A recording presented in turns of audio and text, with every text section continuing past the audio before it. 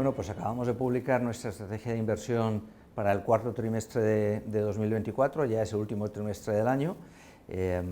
Vamos a tener elecciones americanas y va a haber cierta emoción, aunque yo lo resumiría diciendo que el mercado y la economía global, pero sobre todo las economías de los países desarrollados, evolucionan sin problema a pesar de los problemas, porque problemas hay, pero ninguno parece que sea de suficiente entidad, por lo menos con el aspecto que presentan ahora, como para quebrar un mercado y una economía que va evolucionando, yo creo que satisfactoriamente.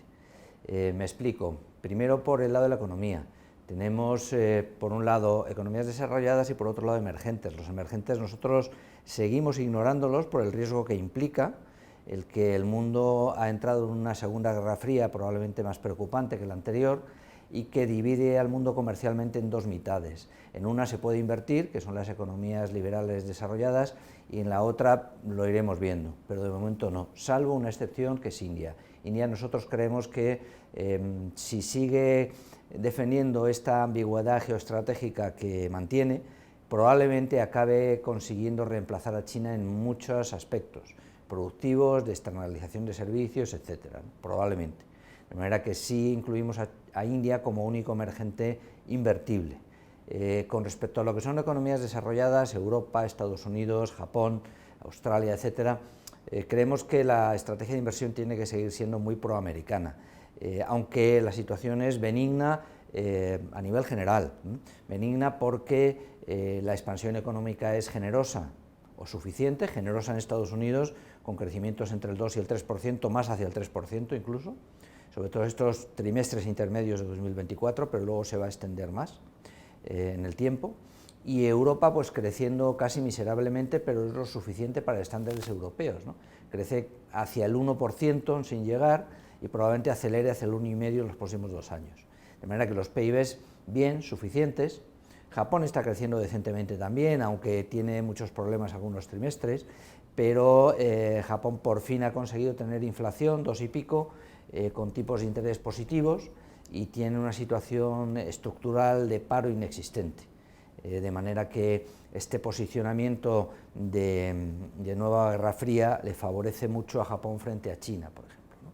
Y volviendo un poco a lo que nos pilla más cerca, que es Europa y Estados Unidos, inflaciones moviéndose claramente a la baja, gracias a un petróleo que está cayendo en precio más de lo que le gustaría a la OPEP, sin duda, y eso va a proporcionar probablemente una reacción en contrario que nos va a ayudar a los que estamos en este lado, porque Arabia Saudí, algún otro país, pero sobre todo Arabia Saudí, seguramente claudicará en su intento de poner el petróleo en $100, cosa que ahora nos parece impensable, pero que era realizable hace apenas 2 años, y ese petróleo que ahora está en 70-75, si aumenta en producción se puede ir a 65-70, lo cual nos genera expectativas de inflación todavía mejores que las que ya tenemos, y las que tenemos son más o menos 2% en Alemania, por debajo del 2% claramente en España y en Francia, por ejemplo, en torno a 1,5, 1,2 respectivamente, y aunque luego vaya a repuntar porque las subyacentes son superiores, es verdad que las inflaciones son mucho más cómodas de lo que se esperaba, sobre todo gracias al petróleo. Y en Estados Unidos también inflación moviéndose a la baja, con el deflator del consumo privado americano, que es el que mide la Fed, o el que mira a la Fed, mejor dicho, para establecer su política monetaria, y por lo tanto eso condiciona las bajadas de tipos, que ahora iré con ellas, pues un deflator del consumo privado en 2,2%. que es muy próximo al 2% de objetivo ya de inflación por parte de la Fed, aunque la tasa general, lo que es el IPC, esté un poquito por encima, ¿no? Y por lo tanto tenemos crecimientos suficientes o generosos, suficientes en Europa, generosos en Estados Unidos, peleándolo en Japón, pero no tiene mal aspecto, inflaciones moviéndose a la baja, aunque luego repunten un poquito, están en niveles ya muy aceptables, petróleo más barato, y beneficios empresariales mejorando. Van a mejorar más si el petróleo sigue cayendo, claro, porque eso favorece los márgenes empresariales, ¿no? Sobre todo de compañías industriales. Pero ya de por sí, sin tener eso en cuenta, tenemos incrementos de beneficios por acción en Europa entre más 2 y más 8%, que es menos que Estados Unidos, pero es decente, y en Estados Unidos entre el 8 y el 15%. Y eso da lugar a unas valoraciones de bolsas que permiten potenciales en torno al 25-28% en bolsa americana y en torno al 12%, 11%, 10%, depende de cuál miremos, en Europa. Y eso pues da cierto soporte a un mercado, sobre todo por el lado de bolsas, que mientras uno vea valoraciones que tienen potencial, pues tiene que seguir estando más o menos tranquilo, ¿no? Los multiplicadores, por cierto, en relación al crecimiento de lo que son compañías tecnológicas, nosotros defendemos que son buenos, en el sentido de que cuando uno ajusta el PER que se paga por las compañías tecnológicas con el crecimiento que ofrecen, pues ese ratio es inferior a 1, lo que se llama PEG, Price to Earnings Growth, y por lo tanto me ofrecen un crecimiento sostenible en el tiempo, más generoso que el multiplicador que se está pagando por cada dólar o para cada euro de beneficio, ¿no? Y eso es un buen síntoma. No es una valoración, pero sí es un buen síntoma con respecto a los precios relativos pagados, ¿no? Más cosas. Bueno, pues tenemos la geoestrategia y tenemos la política. Son los factores que pueden meter ruido. La política americana, ya sabemos que las elecciones son el día 5,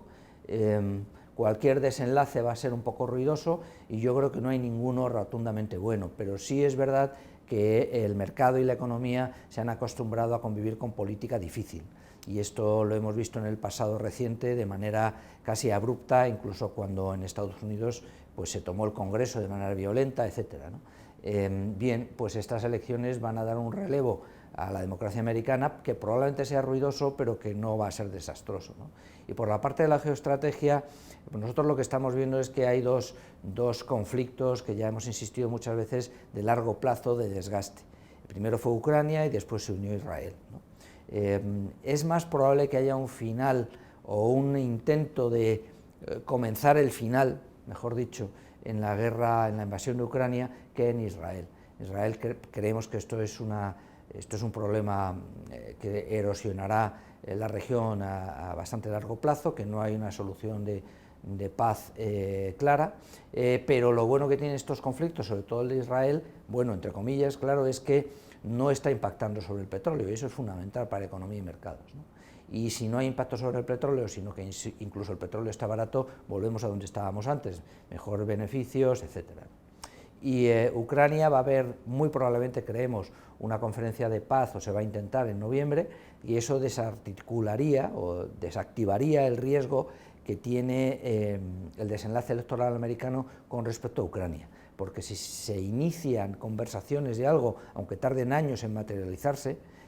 eso va a quitar mucha presión sobre el conflicto y sobre todo sobre la influencia que tiene sobre el conflicto quien gane o no las elecciones americanas. De manera que, por resumir, tenemos un contexto de crecimiento suficiente, tasas de paro cerca de mínimos históricos, inflaciones a la baja, petróleo más o menos barato, beneficios empresariales razonablemente bien y una geoestrategia y factores externos con los que se puede convivir. De manera que eso debería ser bueno